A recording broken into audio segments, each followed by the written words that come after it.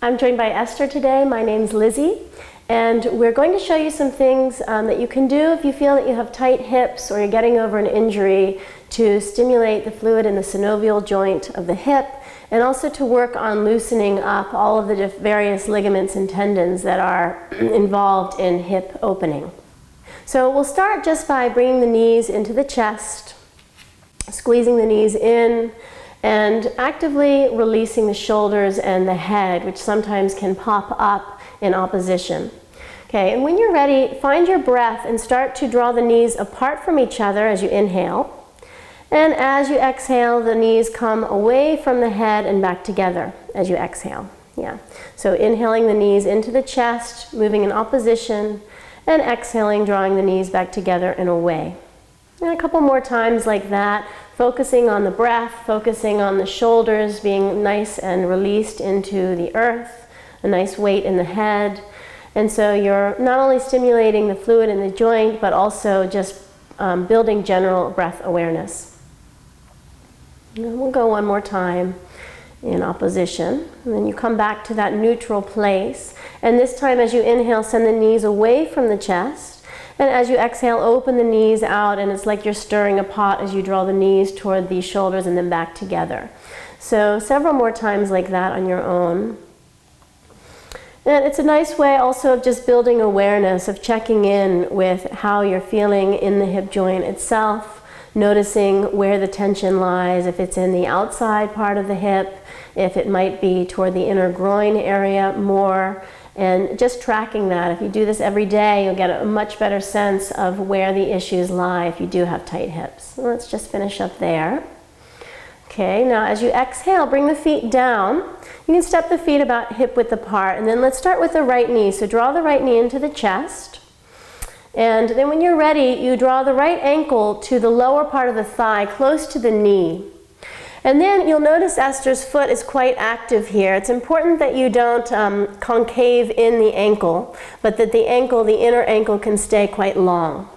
Then your next inhale, draw the left knee into the chest and thread the right hand through the little eye of the needle. Your left hand can come behind. Now Esther's taking her hands onto the front of the shin. That may be too much for some of you, which is absolutely fine to then bring the hands underneath the thigh and interlace.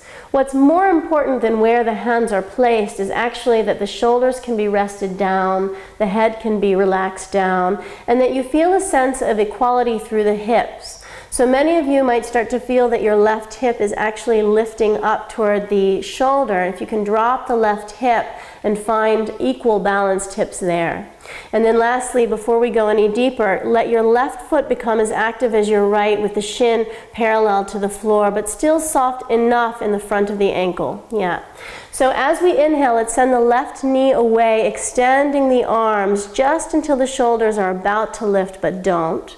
And as you exhale, you draw the left knee in. The right knee is always moving a little bit in tension toward the right and away from the body. So as you inhale, again, the left knee can be sent away. That foot is really moving, so the shin is really moving on a parallel to the earth. And exhale, draw the knee in. We'll go a couple more times like that. Again, inhale, drawing the left knee away. That right hip always moving slightly away from the body. And exhale, drawing the left knee in. Also finding that the spine is coming to rest on the earth as you exhale. Inhale, draw the knee away. And we'll go once more like that. As you exhale, draw the knee in. Still, the feet are active but not over flexing, so you're not overactive in the front of the ankle. Now inhale, come back. And this time, Esther's going to release her hands, and she's going to take her right foot over to the outside of that left thigh onto the mat. And here you might like to open up the arms just a little bit more so that you're opening up through the chest. And then Esther's going to start to actively draw that right knee more in a line away from herself, over like on a diagonal. And this may be feeling just fine. You may feel this through the front of the hip or even through the back. And you can explore for yourself moving the right foot either closer into the body, which you may feel deepens the stretch a little bit as you then move that right knee in opposition. So moving it off on the horizon. Yeah. You could also explore dropping your right hip more and more to the earth, and your breath will certainly help this. So every exhale, just letting that right hip get a little bit heavier, but still considering the knee moving away. Great. Okay, now next inhale, you can come back up. So you take the knees up, and then you can draw the right knee into the chest and release the right foot down to the floor, and then we'll change sides here. So when you're ready, the left knee squeezes in. The left ankle comes to the lower part of that thigh, right near the knee. And then again, don't forget that your left ankle on the inside, it needs to lengthen, not shorten and get wrinkly. Yeah, so the foot's active. Okay, when you're ready, draw the right knee into the chest. You may explore again, drawing the hands either underneath the thigh. And you may even check if this hip feels the same or different than the other one. You could explore drawing the hands to the front of the knee or whatever. Now get your right leg active. Also become aware of your hips, if that left hip is either pulling up or down, if the right hip may be hitching up. So you're finding your hips balanced and earthed. Same with the shoulders and the head. Now as you inhale, send your right knee away. The left knee is always moving away. And as you exhale, draw the left knee in, the right knee in, even as the left knee moves away. Yeah. Inhale, drawing that right knee away, left knee moving out to the left. And exhale, drawing in. We'll do that a couple more times. Now, as you do this at home, make sure that the chin is also not drawing into the body as you shorten the front of the neck, but let the chin have space between the sternum and the chin so that the back of the neck can remain soft. Now, let's do one more time. Now, notice that she's bending her elbows very beautifully, keeping open through the front of the chest. Now next time you can inhale and draw that right knee away, place the foot to the floor. This time it's going to be your left foot that's coming over to the outer right thigh onto the floor. Yeah? And again, here you can open up the arms.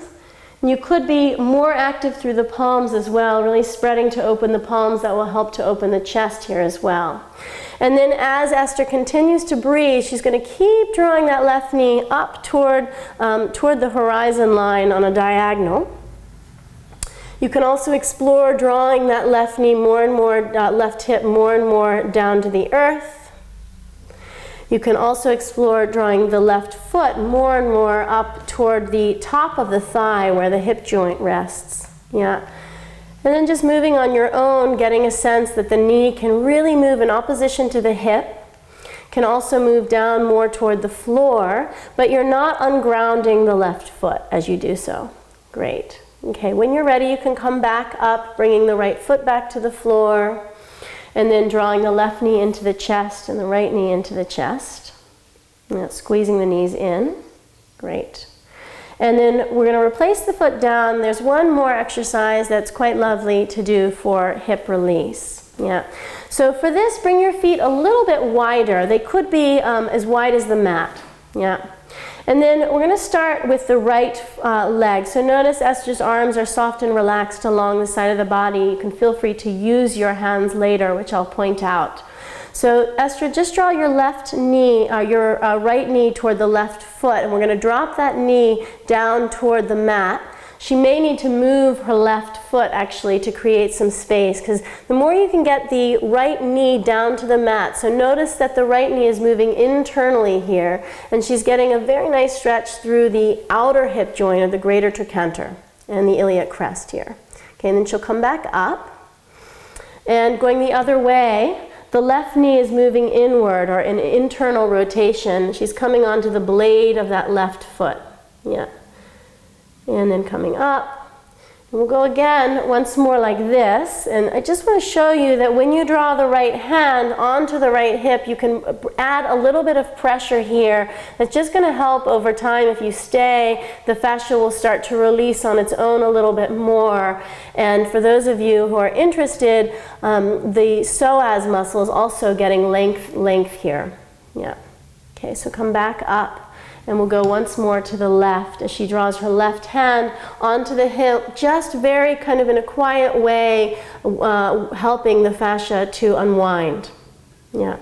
And thinking that the legs are connecting up through the body and into the back. Okay, and come back up. Now there's one more variation on this which may feel nice for some of you. If you come up onto your hands, so the hands will be behind you, and you could either spin your fingers forward, which will give one sensation through the wrist, or back, which will give another. Yeah, and then it's basically the same thing, taking the feet wide, dropping your right knee then down to the left ankle.